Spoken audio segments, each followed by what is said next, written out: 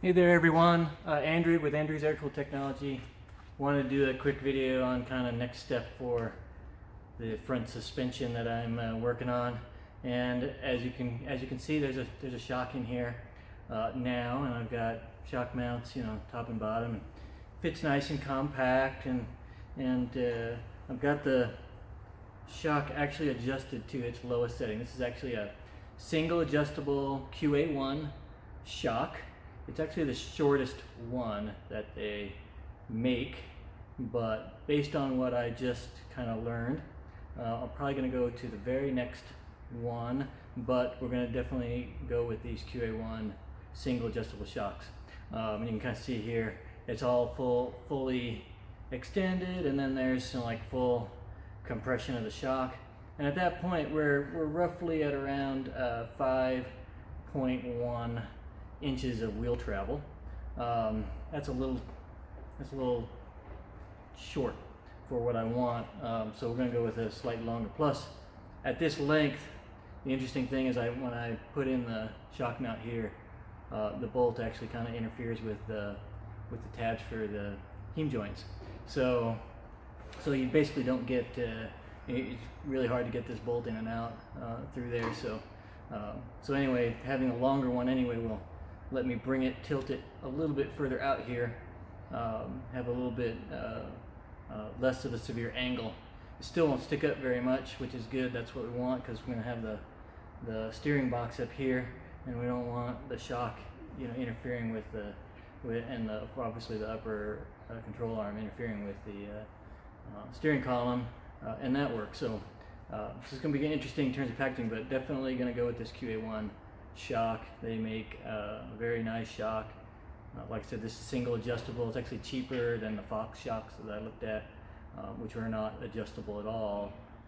You could change the internal valving if you wanted to, but you can't just adjust it. This actually has a nice little knob on the bottom. I don't know if you'll be able to see that in this video, but there's a knob right here where you can actually adjust it. I've got it on the lowest, the softest adjustment, which makes it easy for me to like pull up on it. And but when that adjusts, it adjusts both the rebound and the compression. So and it adjusts all the way from super soft, like you just said, like I can move this. It doesn't really take a tremendous amount of effort for me to move that, all the way to full race course kind of road racing kind of settings that are very, very stiff. And obviously the spring will be in here.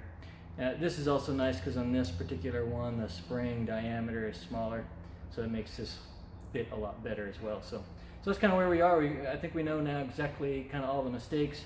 Got to make a few changes, go to the slightly longer shock and make some changes so nothing interferes. Bolts can all go in and out without any issues, and I think we'll be good. So we're just about there on this. In fact, I might actually take this bottom shock mount and flip it upside down on the longer shock to get a little bit lower on the bottom.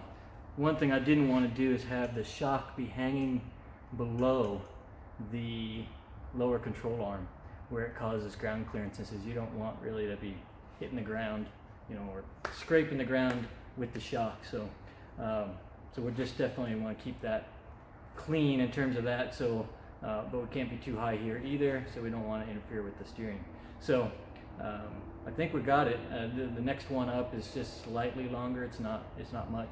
So the difference won't be very dramatic. And by flipping this mount on the bottom upside down, slightly raising this up, should work just good. But I'll have to order that and verify. But looks pretty good, and I think this is going to work. So we're just about there with this. It's just a matter of now fine-tuning the shock mounts with the longer shock, and we'll have that part done. Then we'll go to getting the rack and pinion up here on the front. One thing I've also kind of learned on doing this is this front bulkhead is not thick enough as well. So we're going to be thickening that up in another iteration of this so that this is stiffer in the front. Obviously this whole thing's going to be triangulated and all that, but we want this thing to be super stiff. We don't want flexing of this as you hit well, especially like hit a big pothole or a big bump or something like that, hit it hard, a lot of force is coming this way, and of course, you know, this is going to want to like kind of flex inside, because you know, this is not tubing, right? So so we're going to make that thicker, and I think we're making really good progress. Geometry is real good. You know, once we figure out the final shock mounts and stuff, that'll be done, and then we'll get on to steering, and we'll see what that looks like, and then it's make a whole one. After that, make an entire thing. Once I understand where, you know, how that steering box is going to fit, and actually have a spindle made versus just my 3D printed kind of mock-up here, and I've already got the spindle spuds welded all together, and put it on a car and see what happens. So that's kind of where we are. We're making good progress, so appreciate it, and you guys take care, and we'll talk to you later. Thank you. Bye-bye.